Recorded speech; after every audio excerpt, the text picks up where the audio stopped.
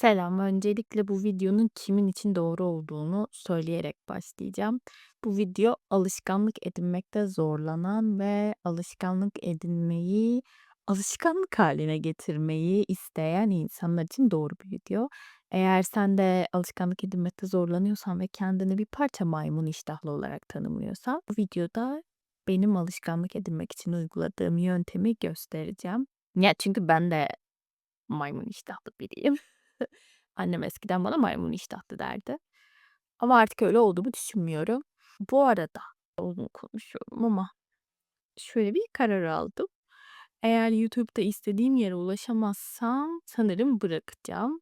Bu da kendime bir sınır koydum. 10 video dedim. 2 tanesini çektim. Bu üçüncüsü olacak. Yani bundan sonraki 7 videoda YouTube'da istediğim yere ulaşamazsam 7 video sonra video çekmeyi bırakacağım. Neden? Çünkü akışta kalmak adına. Şu an çekeceğim video benim kendi deneyimlerime dayanarak oluşturduğum, yani kendime nasıl alışkanlık edinmeyi öğrettiğimle alakalı bir video. Onun için işe yarayacağını düşünüyorum. Bence seveceksin. İşe sohbetlere hoş geldin. İyi bir alışkanlık edinmek herkese hep bir parça zor hissettirir, değil mi? Çünkü bence bu insanlık olarak ortak problemimiz. Nedenlerini biraz düşünelim istiyorum. Sen de düşün ekran başındayken. Aklına benim söylediğimden farklı bir şey gelirse yorumlarda belirtebilirsin. Ben şöyle olduğunu düşünüyorum. İyi bir alışkanlık edinirken beynimiz otomatikman zorunluluğa odaklanıyor. Ne demek istiyorum? Örnek veriyorum. Sağlıklı beslenmek istiyorum. Sağlıklı beslenme alışkanlığı kazanırken beynim otomatikman şuna odaklanacak. Nispeten sağlıksız bulunan yiyeceklerin, mesela örnek veriyorum, büyük ve lezzetli bir çikolatalı suflenin verdiği zevki sağlıklı yemeğin vermediğine odaklanacak.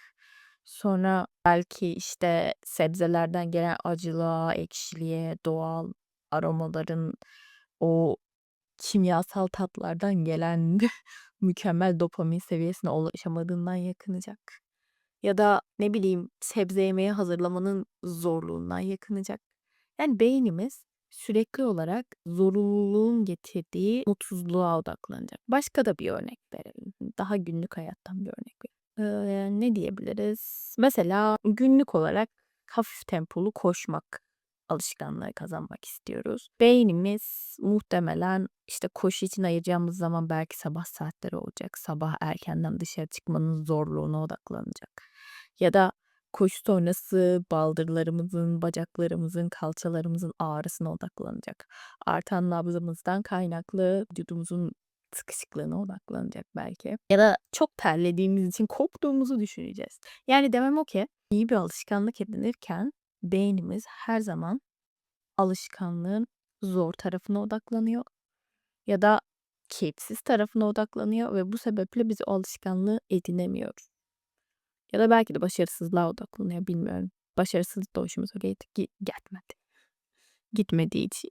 Bu da hoş bir sonuçta sonuçlanmıyor. Tamam, uzun konuştum. Konuya geliyorum.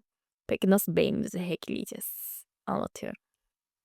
Birincisi, beyin zorunluluktan nefret ediyor. Yani zorunlu olma halini sevmiyor. Ne anlatmak istiyorum? Şimdi size fiziksel bir örnek göstereceğim. Şimdi elimde bir tane kahve değirmeni var, tamam mı? Bunun içinde güzel bir kahve var. Çok güzel kokuyor kahve ve ben bununla kendime kahve öğütüyorum. Ve bunu zevkine yapıyorum. Biraz sonra kahveyi demleyeceğim ve içeceğim. Ve bunu yaparken zevk alıyorum. Kendime kahve demliyorum. Mutlu hissediyorum. Dopamin salgılıyorum. Doğru mu? Doğru. Peki ya bu benim işim olsaydı? O zaman ne olacaktı? Her gün, bakın ben bunu her gün yapıyor olabilirim. Her gün kendime kahve demlemek için kahve çekiyor olabilirim. Ama eğer her gün kahve çekmek benim işim olsaydı, bununla mesela para kazanıyor olsaydım ya da kahve çekmek zorunda olsaydım, bu sefer beynim neye odaklanacaktı? Ellerim çok yoruldu, kaslarım çok yoruldu, kollarım çok ağrıyor. Her gün kahve çekmek çok sıkıcı. diye düşünecektim, değil mi? İşte bu örneği, bu kahve değirmeni örneğini hep aklınızda tutun. Bir alışkanlık kazanmak istediğinizde kendinizi yılmış hissettiyseniz aklınıza bu kahve değirmeni gelsin. Ve kendinize şunu hatırlatın. Ben bu alışkanlığı kazanmak zorunda değilim. İkinci olarak alışkanlığın zevkine odaklanmak. Ben kahve çekmek zorunda olmadığım, zevk için kahve çektiğim zaman ne yapıyordum? Kahvenin kokusu çok güzel. Kahveyi kendim için çekmek bana kendimi özel hissettiriyor. Benim için çekilmiş bir kahveyi demlemek bana kendimi özel hissettiriyor şeklinde kahve çekmenin güzelliklerine odaklanıyordum. İşte alışkanlığın güzelliğine odaklanmak. Önemli nokta bu. Nasıl yapıyoruz? Alışkanlığın nasıl güzelliğine odaklanıyoruz? Örnek veriyorum. Her gün bir porsiyon meyve yeme alışkanlığı kazanmak istiyoruz ve normal şartlar altında meyve yemeyen birisiyiz. Öncelikle biraz hedonistik düşünüp zevkinize uygun o meyveyi bulmanız gerekiyor. Her yemek, her meyve, her sebze herkesin damak tadına hitap etmiyor. Bunu bulduktan sonra örnek veriyorum, ben C vitamini içeren ya da sulu olan meyveleri seviyorum. İşte sulu bir meyve yediğim zaman soğuk olmasını istiyorum mesela. Siz nasıl istiyorsunuz? Onun zevkinize uygun bir şekilde kendinize servis ettiniz ve sonrasında şuna odaklanmıyoruz. Her gün meyve yemek zorundayım demiyoruz. Neye odaklanıyoruz? Meyve yedikten sonra sizde bıraktığı ferahlama hissine. Meyveyi yedikten sonra sizde bıraktığı yenilenme hissine. Meyvenin doğal ve şekerli tadına. Ve bunu kendimize hatırlatıyoruz. Belki de yüksek sesle söylüyoruz. Bu arada alışkanlık edinirken kendimize pozitif geri dönüşü sesli olarak vermek bence alışkanlık edinmek adına çok doğru. Yani demem o ki olumlu sonuçlar oluyor. Başka bir örnek vermeye çalışayım. Belki de daha sıkıcı görülen alışkanlıklar edinmeye çalışıyorsunuz. Mesela kitap okumak. Bence kitap okumak çok zevkli bu arada. Ben çok severim. Hatta hayattaki en favori işlerinden bir tanesi kitap okumak. Ama bazı insanlar kitap okumayı sıkıcı buluyor, saygı duyuyor. Bu nasıl kitap okuma alışkanlığı kazanacağınızı söyleyeyim. İşte ben bugün 10 sayfa okumak zorundayım. Yanlış. Ben bugün kitap okumak zorunda değilim. Ben şu anda zamanı iyi geçirmek, anı yavaşlatmak. Şu an burada kendime güzel bir anı katmak için kitap okuyorum. Mesela şöyle söyleyeyim, nasıl kendinize güzel bir anı katarsınız? Yaz tatilindesiniz. İşte plajda oturuyorsunuz. İşte belki aileniz var, belki yalnızsınız, belki arkadaşlarınız, belki sevgiliniz var yanınızda. Ama bir yerden sonra muhabbet de biter. Denize de girersiniz, çıkarsınız. Ama orada biraz daha zaman geçirmek istiyorsunuzdur. İşte orada ne yapıyor insanlar? İşte bir şeyler içiyor, bir şeyler yiyor. Ya da işte ne bileyim boş boş yatıyor, uyuyor. Ya da telefonundan reels kaydediyor. Doğru mudur? Ama mesela orada yanınıza bir kitap götürdüğünüz zaman, işte sakin bir koyda yatarken yanınızda bir kitap götürdüğünüz zaman, işte siz o kitabı okurken rüzgarın saçlarınıza çarptığını hissedersiniz, anın sakinleştiğini hissedersiniz, zamanınız doğru değerlendirdiğinizi hissedersiniz. Bir denize bakarsınız, bir kitaba bakarsınız, sonra sakinleşirsiniz. İşte kitap okuma anının güzelliğine odaklanıyoruz ama asla kendimize ben her gün 10 sayfa kitap okuyacağım, ben her gün 20 sayfa kitap okuyacağım demiyoruz. Diyeceğimiz şey ben okumaktan zevk alacağım, kitabı bulacağım.